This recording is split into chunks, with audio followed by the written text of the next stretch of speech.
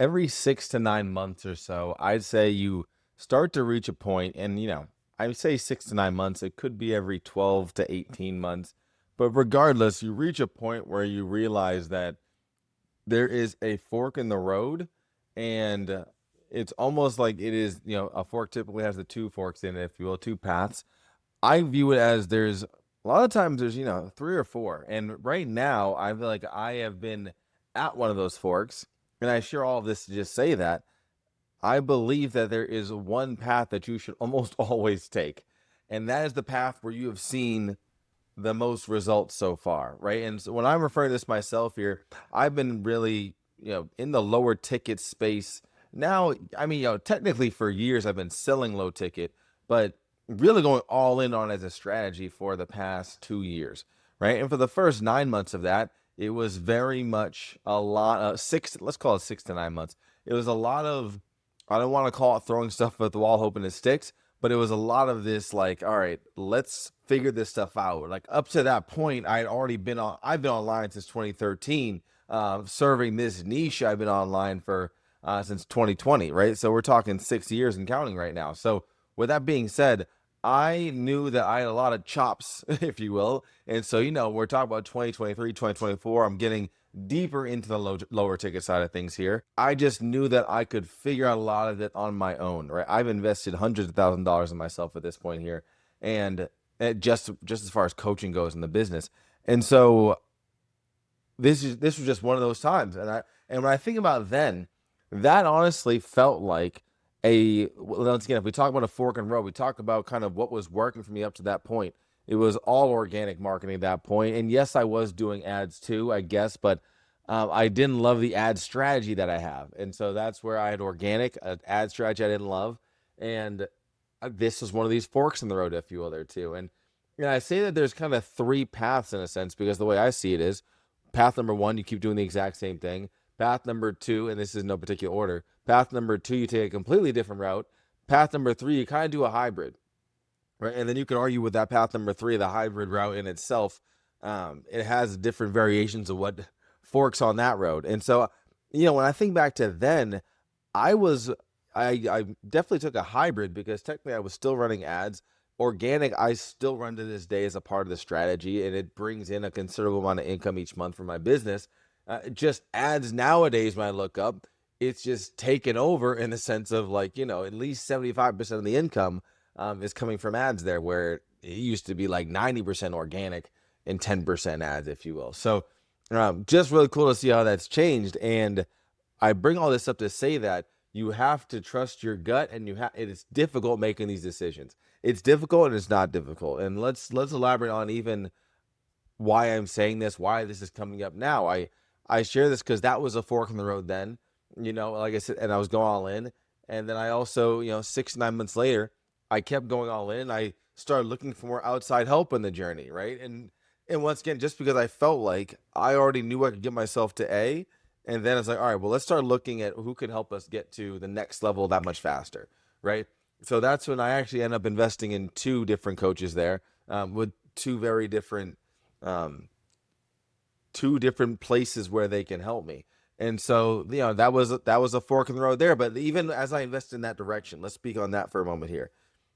I was all about, let's consider that another fork in the road at the 6 to 9 months later, after I started low ticket. And as I mentioned, I was seeing results at that point.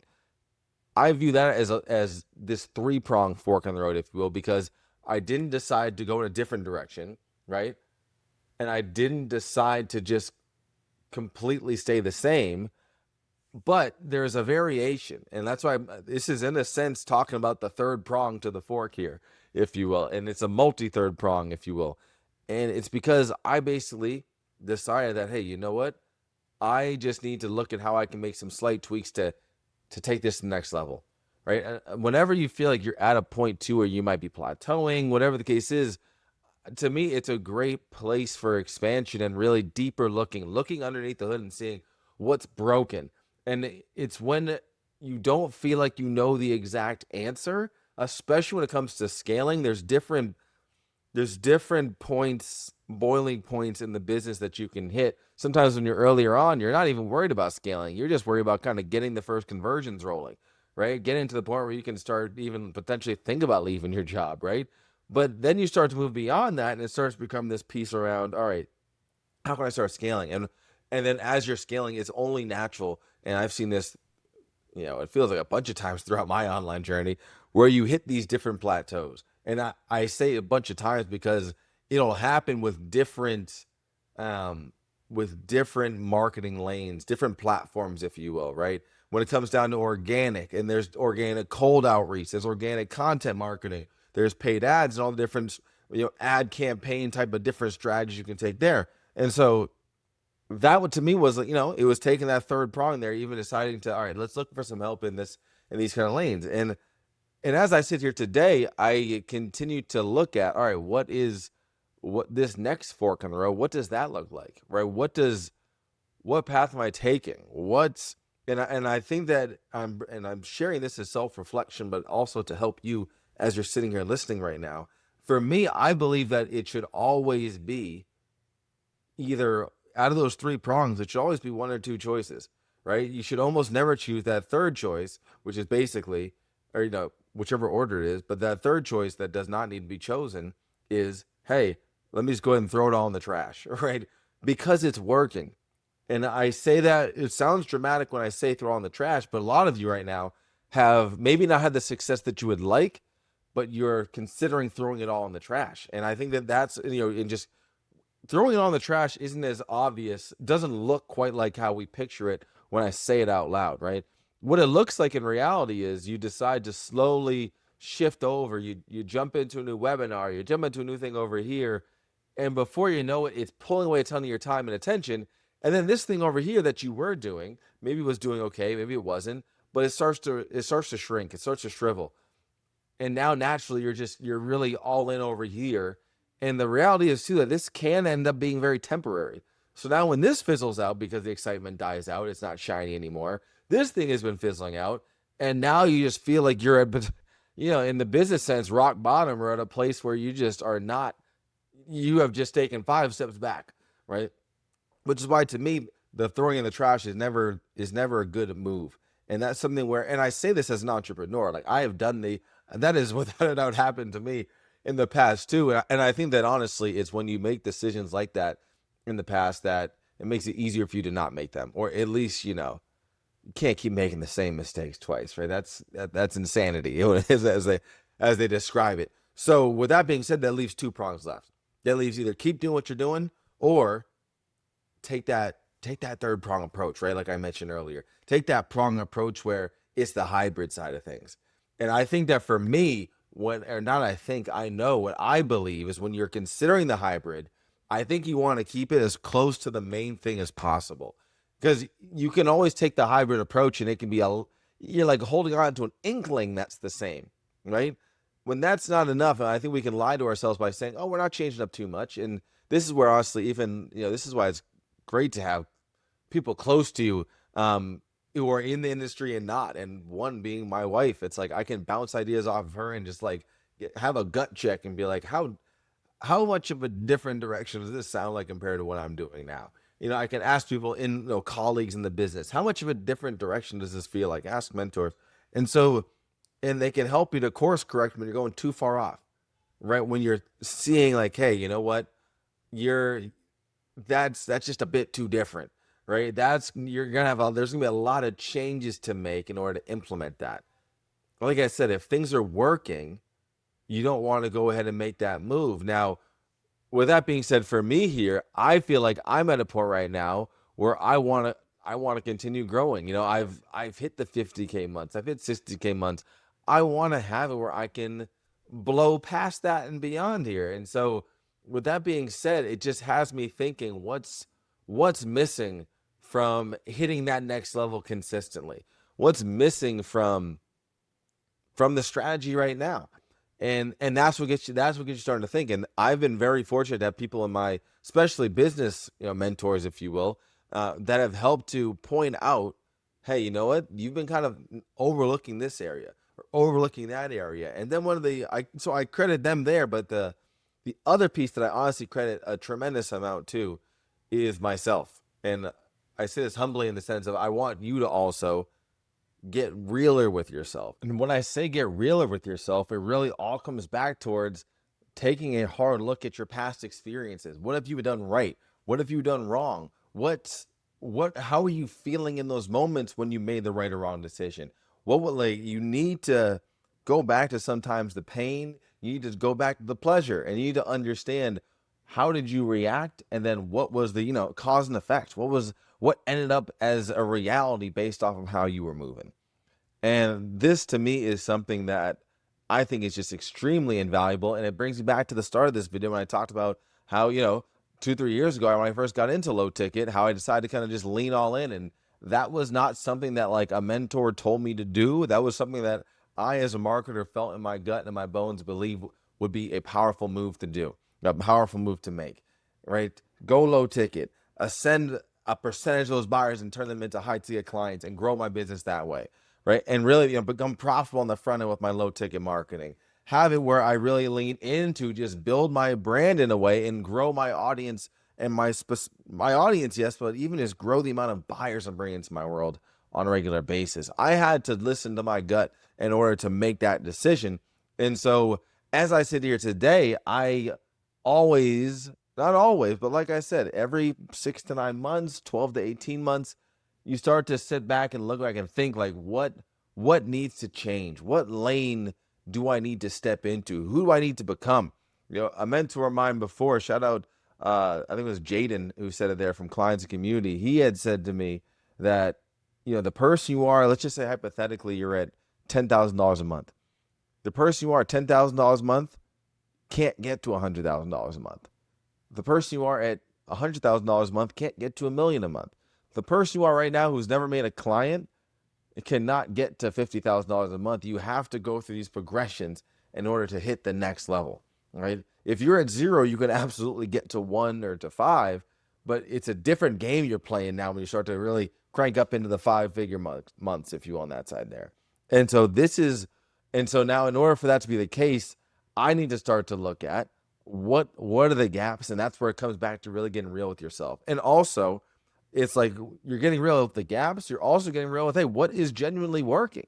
And I think that's where yet again, we can overlook what's working for the shiny objects of, let's throw this in the trash here because it's not yielding what we want to. It's not yielding what we really want yet. And I just think that you need to save that as the ultimate last resort. Because to completely change, you are going to face a ton of setbacks as far as time, implementation.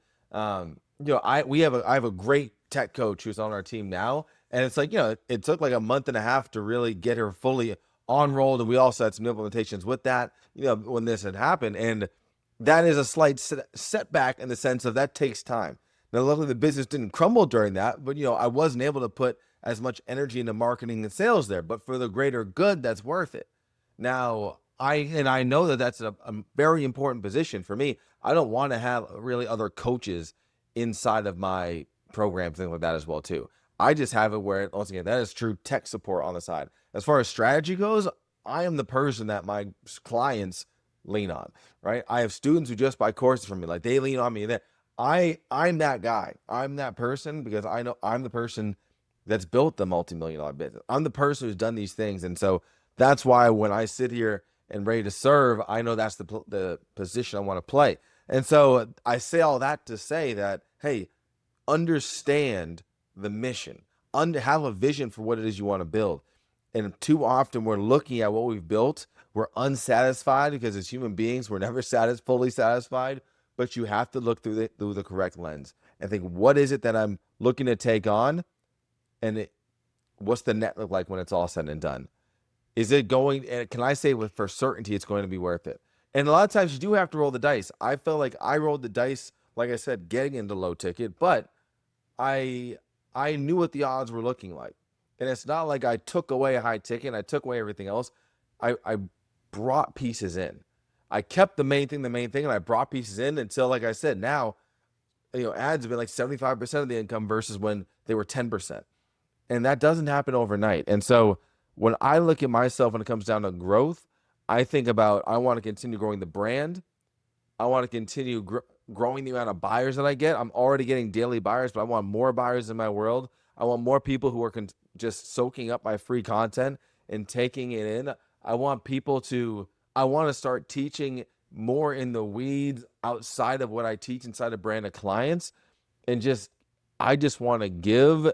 And I believe that through good karma, the rest will come my way. And as I'm giving, as I am leaning, as I continue to lean in this isn't all life-changing new stuff here, but as I continue to go this direction, I just know that based off of past data, I can't lose sight of what's been working.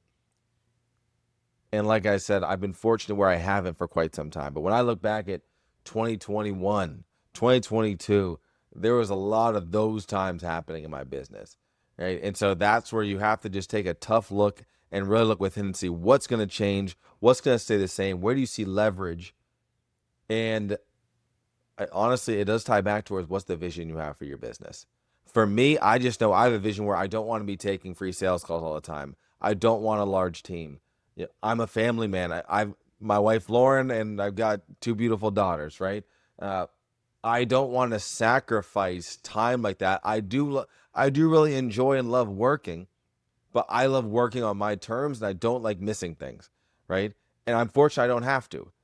And so a deal breaker for me is me stepping into having to take a bunch of sales calls, having to do a bunch of team meetings, all this stuff. Like I said, I've been there and I've done that. And so with that being said, it starts to shine light on what it is you're looking for. And that's why what the good news with that being said is it starts to show you, all right, this is what I'm looking for. This is where I'm at. Let's start inching our way in that direction and see how that can collaborate with the journey we're on. If this is something that's going to completely sideswipe us and we have to put our main thing on pause for too long or whatever the case is, it's most likely not the move. That is a calculated risk that you really, the numbers, the math ain't mathin', as they say. So that's my biggest thing. I really just want to share with you here today. I want to go off the rip and just tell you, hey, like this is the direction to lean into. This is how, if you're considering making a change, you're considering a fork in the road, think about what you've accomplished to this date. Maybe for you right now, the biggest thing you've accomplished is the fact that you've been able to help people in a specific niche, but you're lacking right now on the system side and the lead side and the sales process side and the online side as a whole, right? You're looking to kind of grow on that end. Like then I would argue the forks there look different, right? You staying the same technically would not be a good idea as far as the entirety of your ecosystem, right? You have the foundation strong. Now it's time to get the back end really figured out as far as how you're going to start getting leads into your world, everything like that as well. So, and obviously if you're further along, you can look at it as a little bit more like, as I'm saying, where, okay, what's working right now? How can I double down and bolt on something? That's why I'm so big on even using this language within my offers, because I do believe it's the truth. Like you want a system you can bolt on. The brand of clients operating system, as I have it, is something that people can bolt on to what they're doing. It's something that makes it more passive. It allows you to build this once and let this thing cruise so you can focus on showing up and do what you got to do. So I don't want to keep this long, so I'm going to try and leave. I'm going to cut this off here. But like I said, if you got some value to this, definitely hit the like button. I'm here every Wednesday dropping these for you. I didn't say my name before, but I'm sure you read it on the page. So appreciate you taking the time. If you're looking for some more deep dives as well too on the system and process, if you will, I'll link up the video too. It shows how I've gotten $4 million plus in client results leveraging the operating system I mentioned here too. And it really taps me more into the lower ticket, self-funding client engine and all that good stuff to help you scale up your coaching business, whether you're at zero or honestly, even if you're at $30,000 a month and beyond, looking to just bolt something on, right? It's the difference. The only difference is this going to be a bolt on to get you more income, or is this going to be the thing that gets you from that 0 to 10 to 20 to $30,000 a month and beyond there? That's all I got for today. I'll see you next week. Take care.